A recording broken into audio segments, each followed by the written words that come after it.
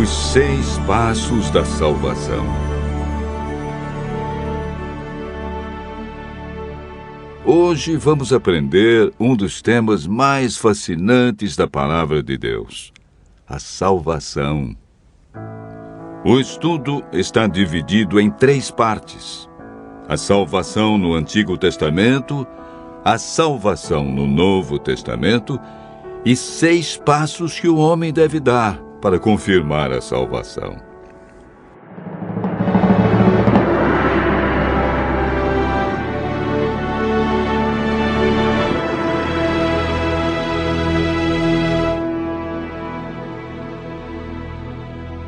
De acordo com a Bíblia, todos nós somos pecadores e estamos separados de Deus pelo pecado. O profeta Isaías afirma que as vossas iniquidades fazem separação entre vós e o vosso Deus, e os vossos pecados encobrem o seu rosto de vós, para que não vos ouça. Isaías 59, verso 2. Para nos livrar das consequências do pecado e da morte eterna, Deus nos concedeu um presente. Mateus capítulo 1, verso 21 afirma: ela dará à luz a um filho, e lhe porás o nome de Jesus, porque ele salvará o seu povo dos pecados deles. O evangelista João, no capítulo 3, verso 16, diz: porque Deus amou o mundo de tal maneira que deu o seu Filho unigênito, para que todo aquele que nele crê não pereça, mas tenha a vida eterna. Em toda a Bíblia, a salvação é apresentada unicamente pela graça. O termo usado para referir-se à salvação no Antigo Testamento é graça. Em Gênesis 6, verso 8, lemos: porém Noé achou graça diante do Senhor. Gênesis 15, verso 6, nos fala de Abraão. Creu no Senhor, e isso lhe foi imputado para a justiça. Davi orou: volta-te, Senhor, e livra minha alma. Salva-me por tua graça. Salmo 6, verso 4. No Antigo Testamento, o homem era salvo mediante a fé no Cordeiro, que viria para tirar o pecado do mundo. Vejamos agora como ocorre a salvação no Novo Testamento. O plano de salvação que existe no Novo Testamento é uma continuação do plano descrito no Antigo Testamento. A Bíblia não apresenta uma mudança no plano da salvação. Lemos em Atos 15, verso 11, uma das crenças da Igreja Apostólica. Mas cremos que fomos salvos pela graça do Senhor Jesus, como também aqueles o foram. O apóstolo Paulo, em sua carta aos Efésios 2, verso 8, confirma que a salvação é por meio da graça. Porque pela graça sois salvos mediante a fé. E isto não vem de vós, é dom de Deus. A salvação foi concretizada na cruz do Calvário, onde Deus provou o seu amor por cada um de nós, sendo nós ainda pecadores. A consumação final da salvação ocorrerá na segunda vinda de Cristo. Na terceira parte do estudo de hoje, veremos 6 passos que confirmam nossa salvação. O primeiro passo encontramos em Atos 16, verso 30 e 31, na experiência do carcereiro que perguntou a Paulo e Silas: que devo fazer para ser salvo?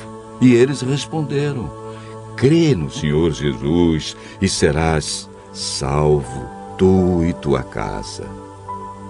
Não existe salvação sem crença no Senhor Jesus como o Cordeiro de Deus que tira os nossos pecados. O segundo passo é registrado em Atos, capítulo 3, verso 19. Arrependei-vos e convertei-vos para serem cancelados os vossos pecados. Toda pessoa que aceita a Cristo passa por esse processo de arrependimento e conversão, ou seja, o abandono das coisas erradas. A conversão é chamada também na Bíblia de novo nascimento. O terceiro passo é apresentado na primeira carta de João, capítulo 1, verso 9. Se confessarmos os nossos pecados, Ele é fiel e justo para nos perdoar os pecados e nos purificar de toda injustiça. Todo pecado confessado sinceramente a Cristo é perdoado. Não importa o que fizemos no passado, Deus nos concede o seu perdão, não levando em conta os tempos de ignorância. O quarto passo da salvação está relatado em Mateus 19, versos 16 e 17, na resposta de Jesus ao jovem rico. Se queres, porém, entrar na vida, guarda os mandamentos. O amor que o jovem rico demonstrava por Jesus não era suficiente para viver em conformidade com os mandamentos. Jesus disse: aquele que me ama, guardará os meus mandamentos. O amor nos motiva, cria em nós o desejo de obedecer. Quando amamos verdadeiramente a Jesus, descobrimos que os seus mandamentos não são pesados. O quinto passo é apresentado em Marcos 16, verso 16. É uma declaração de Jesus. Quem crer e for batizado será salvo. Quem, porém, não crer será condenado. O batismo é a demonstração pública de que cremos em Jesus, de que abandonamos o pecado e vamos viver de acordo com os seus ensinos deixados na Bíblia. O último passo para a salvação encontramos em Mateus 24, verso 13, na declaração de Jesus. Aquele, porém, que perseverar até o fim, esse será salvo. Perseverar é continuar praticando os ensinamentos que aprendeu. É a capacidade de continuar, apesar dos obstáculos e dificuldades que encontramos pelo caminho. Aquele que perseverar até o fim receberá a coroa da vida. Deus, em seu infinito amor e misericórdia, fez com que Cristo, que não conheceu pecado, se tornasse pecado por nós, para que nele fôssemos feitos justiça de Deus. Por meio do Espírito Santo, nascemos de novo, somos santificados, nossa mente é renovada. O Espírito Santo escreve a lei de Deus em nosso coração e recebemos o poder para levar uma vida santa. Permanecendo nele, nos tornamos participantes da natureza divina e temos a certeza da salvação. Continue ouvindo a voz de Deus e aceite a salvação e o poder que Jesus nos dá para viver uma nova vida.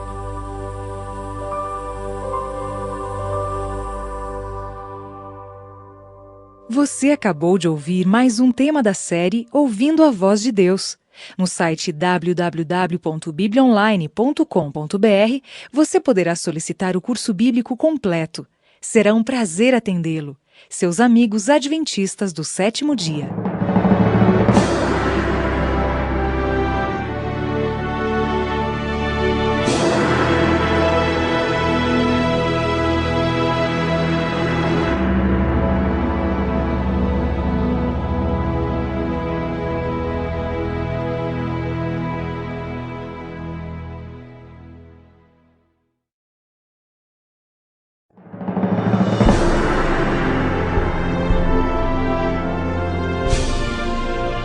Estudo Bíblico 12.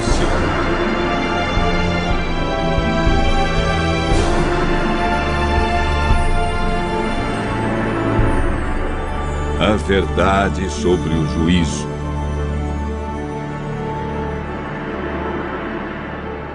Um fato bíblico indiscutível é que todos os seres humanos, de todos os tempos, enfrentarão o julgamento de Deus. Disse Salomão: porque Deus há de trazer a juízo todas as obras, até as que estão escondidas, quer sejam boas, quer sejam más. Eclesiastes 12, verso 14. De que modo ocorrerá esse julgamento? Sob que critérios ele estará fundamentado? Quem é o juiz? Como podemos ser absolvidos? A Bíblia nos responde.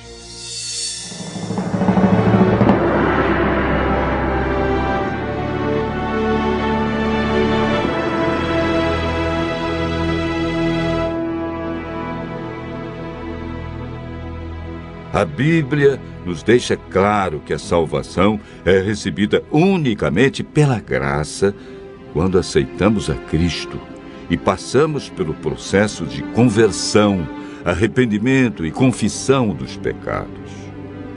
O Espírito Santo cria em nós o desejo de obedecer, nos capacita a seguir os mandamentos, a testemunhar publicamente o novo nascimento através do batismo e a desenvolver a perseverança até a volta de Jesus.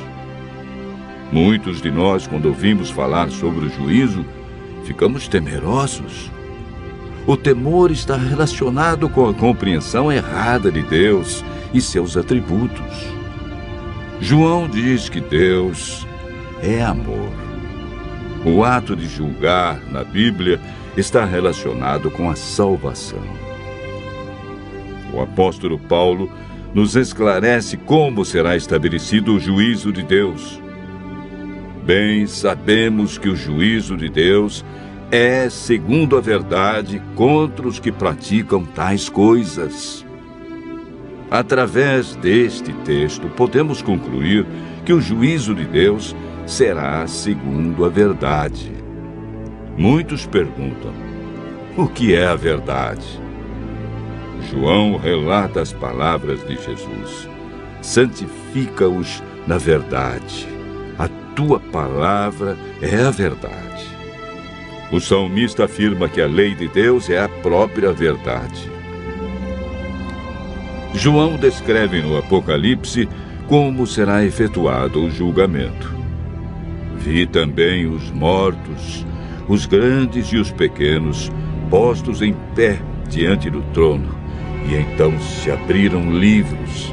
Ainda outro livro, o livro da vida foi aberto, e os mortos foram julgados segundo as suas obras, conforme o que se achava escrito nos livros. A Bíblia faz referência ao livro da vida, onde estão escritos os nomes de todos aqueles que aceitaram a Cristo como seu Salvador e são seus seguidores. O profeta Malaquias fala do livro memorial, onde estão relatadas as boas obras daqueles que temem ao Senhor. Este livro registra os maus atos, as más palavras e os maus pensamentos. Os anjos fazem as anotações no livro memorial, visto que eles são as testemunhas no juízo.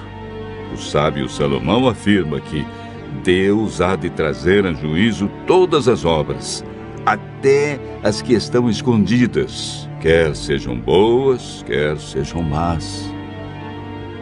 Jesus está hoje no céu realizando nos livros o juízo de investigação e intercedendo em favor de nós perante o Pai.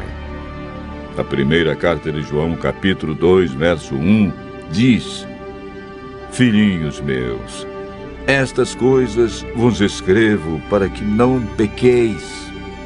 Se todavia alguém pecar, temos advogado junto ao Pai, Jesus Cristo, o justo. No juízo investigativo, temos um grande advogado e intercessor, Jesus, que ocupa também a função de juiz.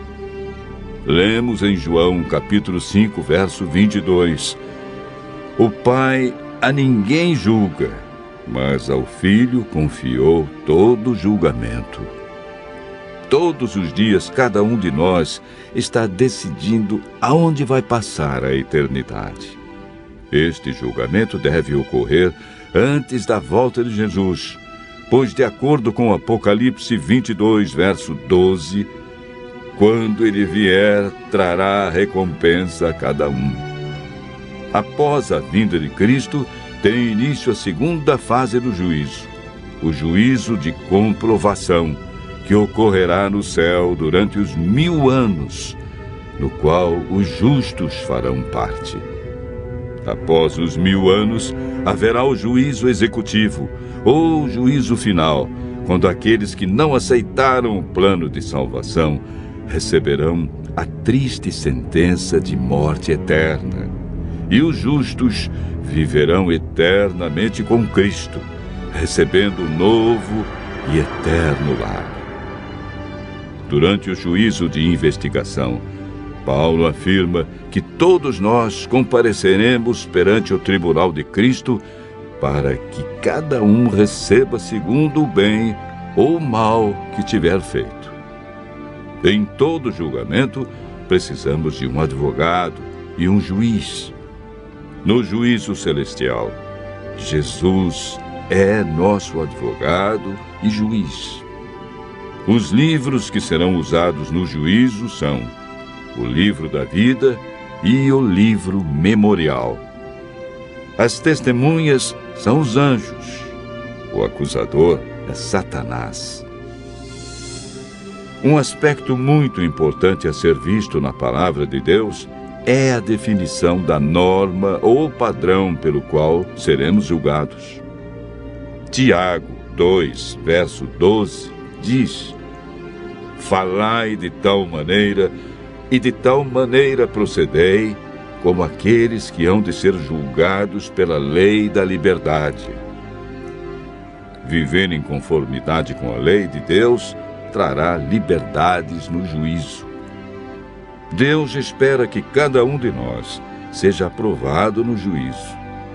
De tudo o que se tem ouvido, a suma é: teme a Deus e guarda os seus mandamentos, porque isto é o dever de todo homem.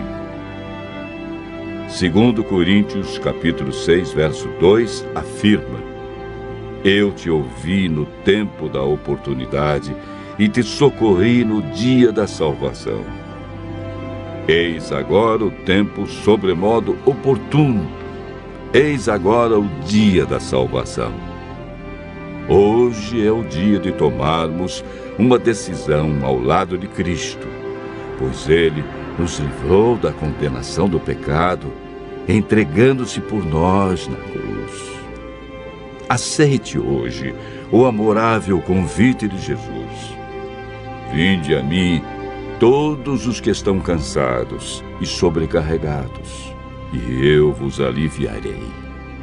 Tomai sobre vós o meu jugo e aprendei de mim, porque sou manso e humilde de coração, e achareis descanso para vossas almas.